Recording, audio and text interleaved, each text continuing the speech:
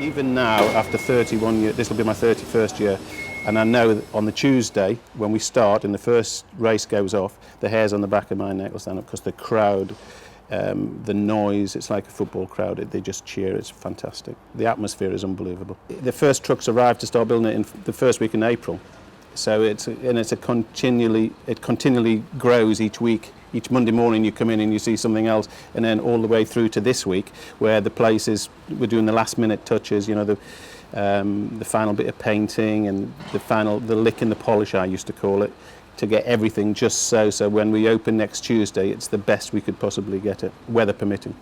Continually developing the facilities and making them better year on year. We never sit on our laurels, we just see what we can do better each year.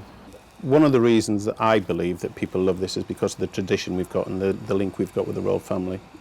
We've got over 300 years now of racing here on the same site. The fashion, the pomp and ceremony, the atmosphere, everything, it's just, you can't describe it. To somebody who hasn't witnessed it, you cannot describe it. We get new people coming to join the organisation, and they're always asking, what's the royal meeting like, what's the royal meeting like? Until, and you know, we say, oh, this will be like this and this will be like this.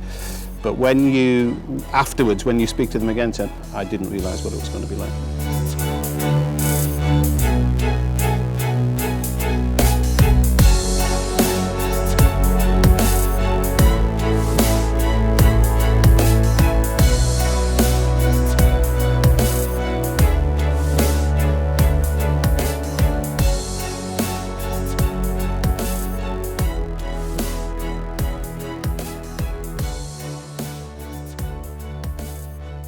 Right now we're in the parade ring, standing right in front of the presentation podium, which is where the post-race presentations are made. This is also a part of the winner's enclosure. So to the left of me is where is the first place post, where the winner will come in after the race, and then to the right of me are the second, third and fourth place posts. And then also the whole area is the parade ring, so the horses will walk round here before the race, parading in front of the crowds. A key place to be, really. I mean, you know, in order to see your runner, you need to be, you need to kind of be in here and be able to view and watch it come and parade.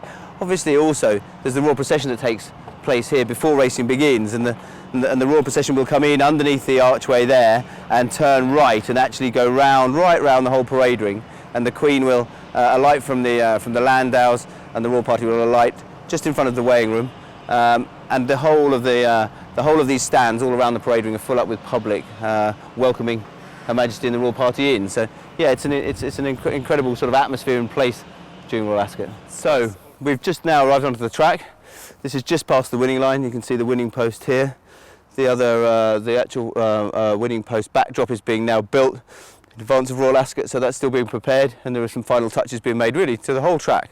But yeah, here we are, just past the winning line, looking down to the Golden Gate in the distance, where it's the start of the all straight mile races, and where of course the royal procession comes in.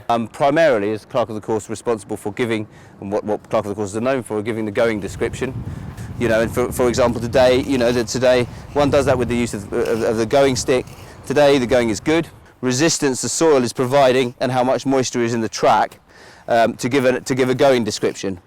Obviously, the softer, i.e. the easier it is to push the stick into the ground, the softer the going may be. So, and going ranges from heavy all the way through to hard, and at the moment we're kind of right in the middle at good.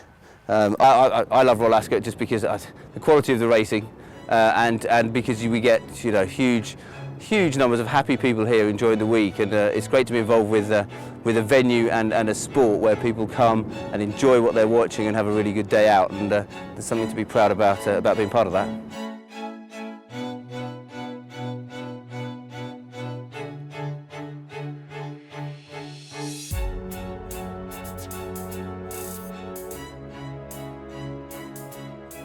We serve 90,000 bottles of still mineral water, 150,000 bottles of champagne, over 300,000 glasses of Pimms, 3,000 lobsters. So the numbers go on and roll, but they're significant numbers. In terms of the build-up to Ascot, Ascot begins the year sort of the day after the last year finishes. And at that time it's all about planning and preparation, and also critiquing of what went right and what went wrong. Food's a business that's constantly moving, therefore you can't replicate next year what you did this year. So Ascot next year will be very, very different to it is this year in terms of that style and nature of activity. So I will be sad and happy. So I'll be sad that perhaps one of the most exciting things you can do in terms of food is over, but I will be happy knowing that 40,000 people every day in terms of their food requirements has been met and exceeded, and seeing the staff feel as if they've been part of something completely unique will be perhaps my happiest moment.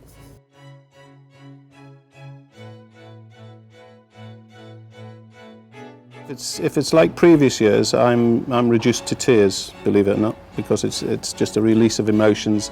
Usually, touch wood, it's gone very smoothly. I've had no major incidences to deal with, and for that I'm very thankful. And it is just a huge relief that the event's gone very well.